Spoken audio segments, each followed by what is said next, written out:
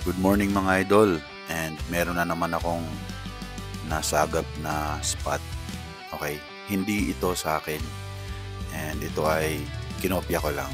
So I tried it and I think it's effective. So nasa Corrupted Labyrinth ako, 4th floor, and as of now, approximately mga 32 minutes in, nakakuha na ako ng 1,400 na temporal pieces.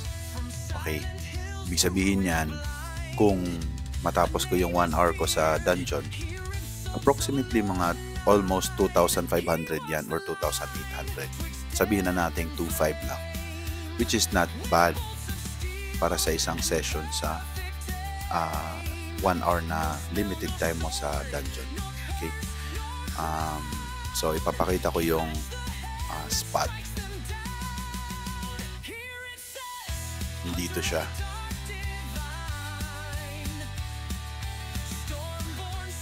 Now, based on the features of the spot, parang dalawang kumpulan siya ng group na magkatabi. So, ito, isa dito na group, and then ito, isa din. So, I can just lower this, then napala yan. So, yung dalawang set ng monsters ay na-clear niya.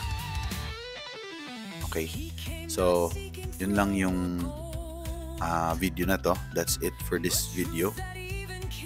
I hope nakatulong, or if you have any other suggestions, any other spot na gusto nyong ituro sa akin, please share it naman. Yeah, so far this is the most efficient na spot na na-discover natin. Actually, hindi to sa akin na. I have to make it clear. Nakita ko lang siya either sa Facebook or sa TikTok. This is not mine originally. So, kinopya ko lang siya. Alright? Keep grinding.